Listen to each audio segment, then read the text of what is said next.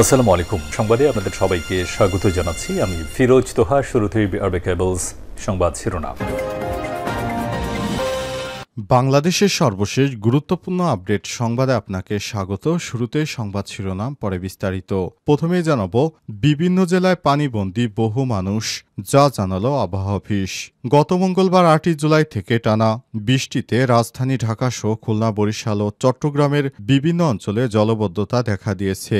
এ নিয়ে আবহাওয়া অফিস 3 নম্বর সতর্ক সংকেত দিয়েছে। সক্রিয় মৌসুমি বায়ুর প্রভাবে দেশের 4 বিভাগে ভারী থেকে অতি ভারী বৃষ্টিপাত আরও একদিন অব্যাহত থাকতে পারে বলে আভাস দিয়েছে আবহাওয়া অধিদপ্তর।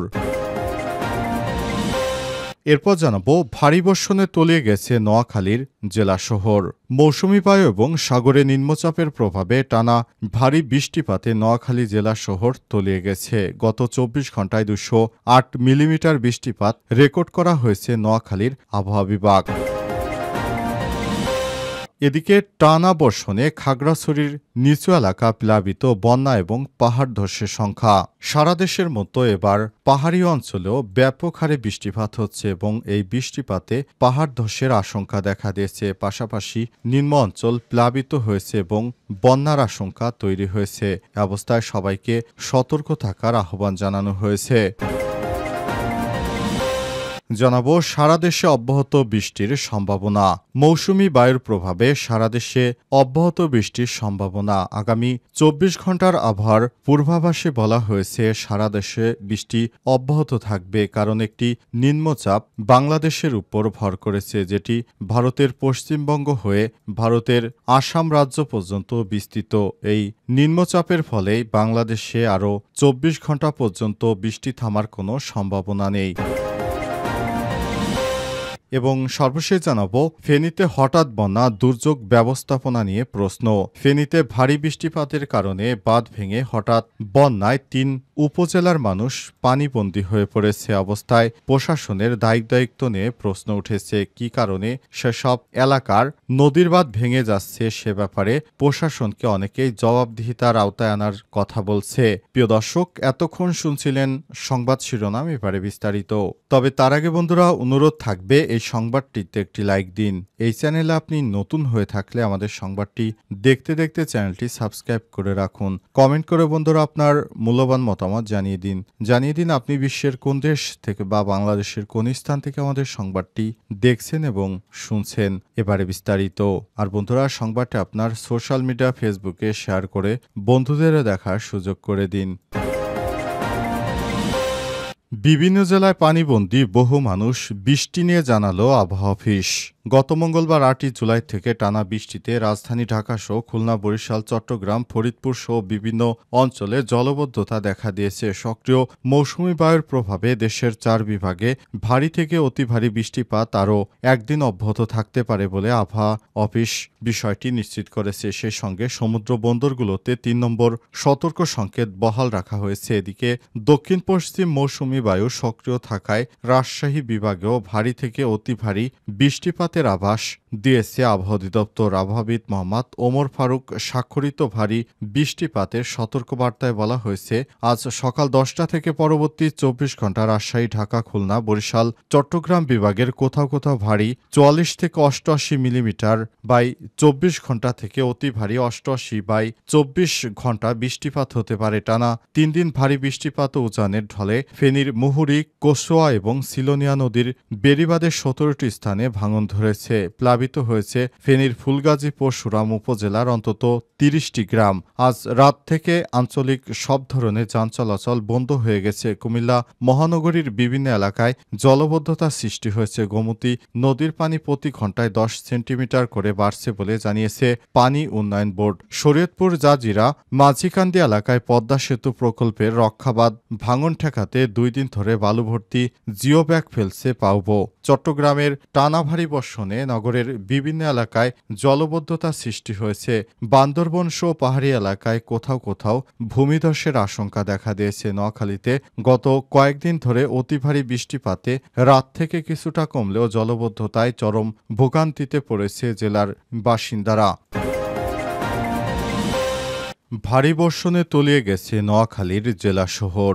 মৌসুমী বায়ু এবং সাগরের নিম্নচাপের প্রভাবে টানা ভারী বৃষ্টিপাতে নোয়াখালী জেলা শহর তলিয়ে গেছে। গত ২৪ ঘন্টায় ২০৮ মিলিমিটার বৃষ্টিপাত রেকর্ড করেছে নোয়াখালী আবহাওয়া বিভাগ। গত ৩ দিনের টানা বৃষ্টিপাতে জেলা প্রশাসক, পুলিশ সুপার কার্যালয়ের সামনে, মৎস্য ভবন, ফায়ার সার্ভিস, জেলা সশস্ত্র বাহিনী বোর্ডসহ গুরুত্বপূর্ণ স্থাপনার সামনে এখন হাঁটু পানি, পাশাপাশি অনেক ঘরবাড়ি পানিতে ডুবে গেছে। এছাড়াও টাউন হল মোড়, ইসলামিয়া সড়ক, মহিলা কলেজ সড়ক, নোয়াখালী কলেজ সড়ক, জেলখানা সড়ক, মাইজদী জেলার সড়ক, বিভিন্ন বাড়িঘর, কিছু শিক্ষা প্রতিষ্ঠান পানিতে ডুবে গেছে। অব্যাহত বৃষ্টির ফলে জেলার প্রধান বাণিজ্য কেন্দ্র চৌমুহনী পৌরসভার অধিকাংশ সড়ক পানিতে ডুবে গেছে।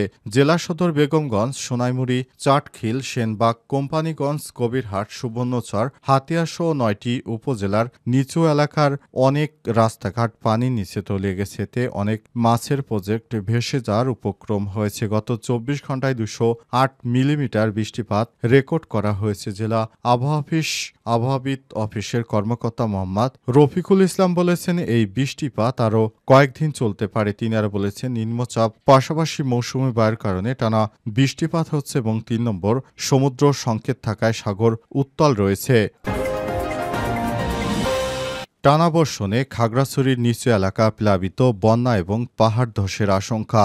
টানা কয়েকদিনের বৃষ্টিপাতে বাংলাদেশের খাগড়াছড়ি জেলার মাইনী ও চেঙ্গি নদীর পানি বৃদ্ধি পেয়ে নিম্নাঞ্চল প্লাবিত হতে শুরু করেছে। বৃষ্টিপাত অব্যাহত থাকলে বন্যা পরিস্থিতি সৃষ্টি হতে পারে। পাহাড় ধসের আশঙ্কায় রয়েছে শত শত পরিবার। আজ খাগড়াছড়ি শহরের মুসলিমপাড়া, গঞ্জপাড়া এবং কালাডোবা সহ বেশ কয়েকটি এলাকা পানিতে ডুবে যায়। তবে এখন পর্যন্ত বড় ধরনের পাহাড় ধসের কোনো ঘটনা ঘটেনি। খাগড়াছড়ি সদর উপজেলা নির্বাহী কর্মকর্তা ইউনো সুজন চন্দ্র রায় বলেছেন, শালবাগান, কলাবাগান, সবুজবাগ এলাকায় ৩-৪ শতাধিক পরিবার পাহাড়ের ঢালে ঝুঁকিপূর্ণ স্থানে বসবাস করছে। টানা বৃষ্টির কারণে যে কোনো সময় পাহাড় ধসের শঙ্কা রয়েছে, তাই আগাম প্রস্তুতি হিসেবে তাদের শালবাগানী প্রাথমিক বিদ্যালয় ও শিশু প্রাইমারি স্কুলে হস্তান্তর করা হয়েছে। এছাড়াও কয়েকটি আশ্রয় কেন্দ্র প্রস্তুত রাখা হয়েছে, যাতে পরিস্থিতি খারাপ হলে দ্রুত সেখানে আশ্রয় নেওয়া যায়। এদিকে টানা বর্ষণ ও পাহাড়ি ঢলে দিঘিনালার